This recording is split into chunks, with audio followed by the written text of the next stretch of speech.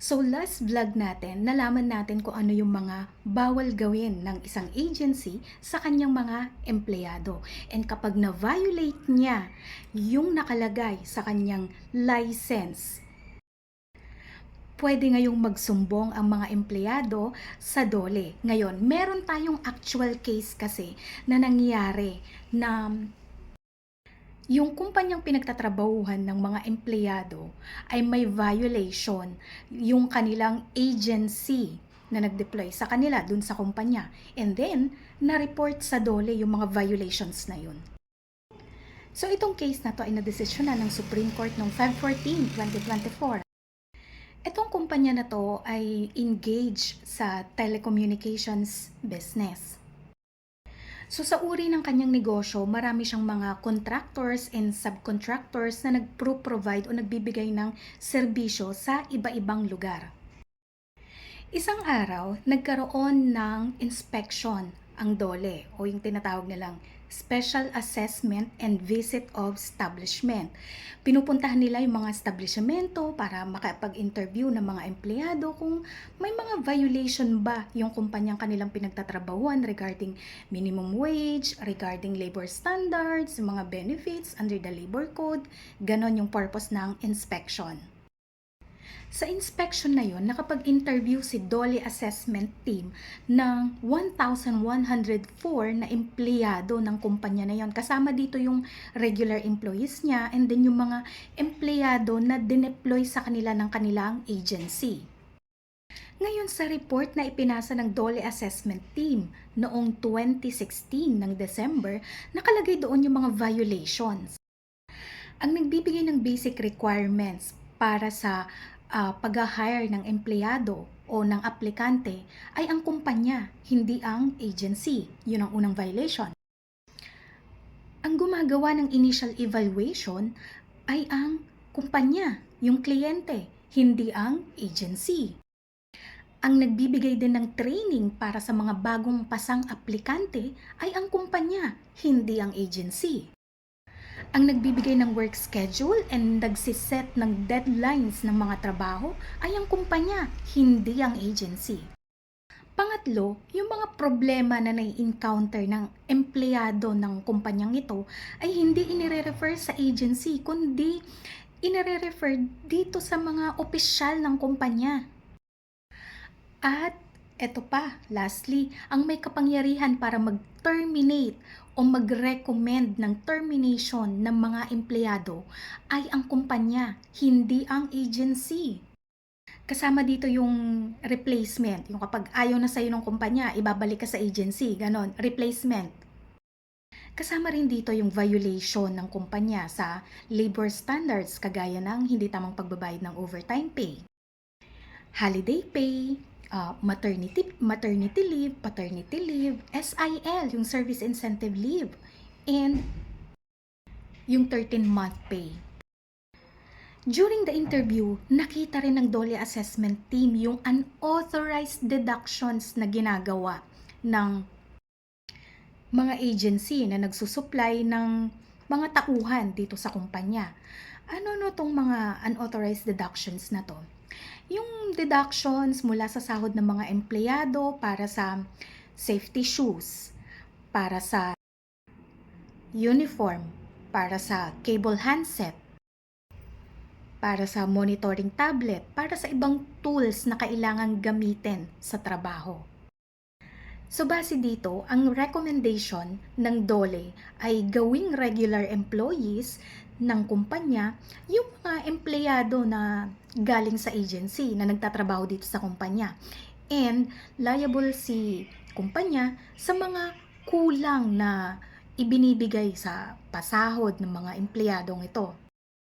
And base nga sa findings ng DOLE Assessment Team, pinagbabayad ang kumpanya sa mga empleyado ng around 78 million pesos para sa mga hindi nabayarang benepisyo ng mga empleyado na galing sa agency na nagtatrabaho dito sa kumpanyang ito.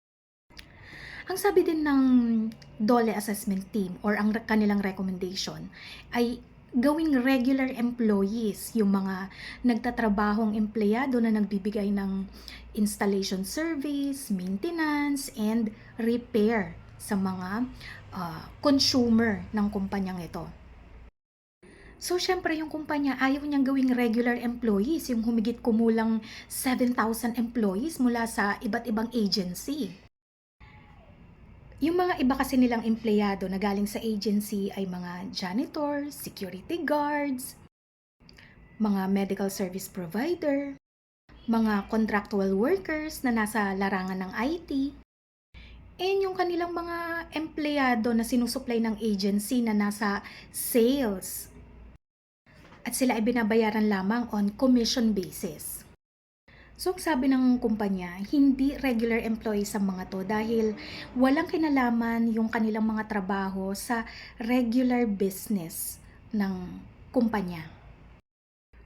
Or yung mga posisyon na yon ay hindi necessary sa overall operations ng negosyo ni employer.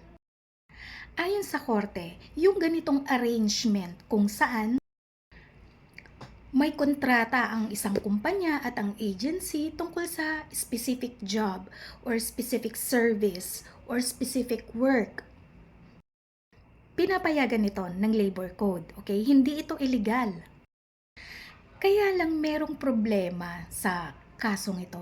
Kasi ang pinagbasihan ng DOLE sa kanilang assessment report ay yung mga interviews lamang na ginawa nila sa mga empleyado. Hindi sila kumuha ng substantial evidence para patunayan yung mga sinasabi ng mga empleyado during the interview. Iba ang allegations sa proof. Yung mga allegations, pwede kasi siyang self-serving lang.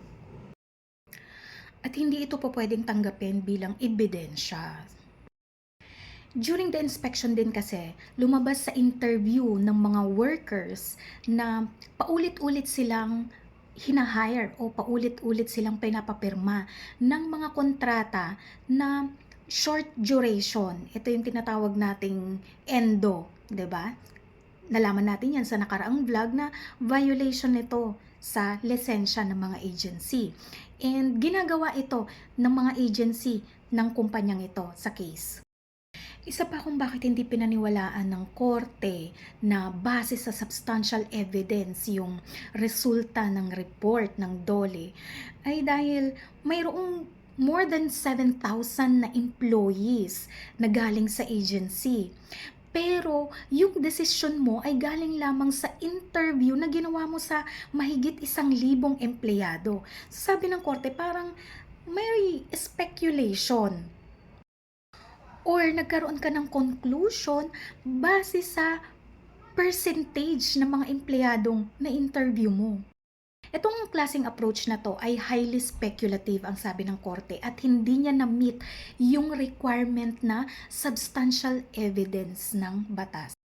Pero isa naman sa magandang naging resulta ng inspection na to ay naging regular employees, yung mga workers na nagbibigay ng repair, installation, and maintenance services.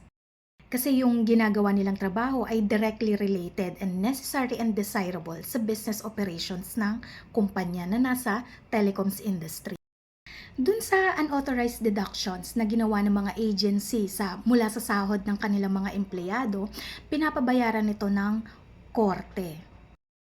Gayun din yung mga hindi nabayaran na 13th month pay at yung kanilang service incentive leave. Kaya babalik ang case na to sa Regional Director for proper computation ng lahat ng monetary liabilities ng agency. Ngayon, kung hindi man kayang bayaran ito ng agency, ang magbabayad nito ay yung kumpanya kung saan nagtatrabaho ang mga empleyado ng agency na ito.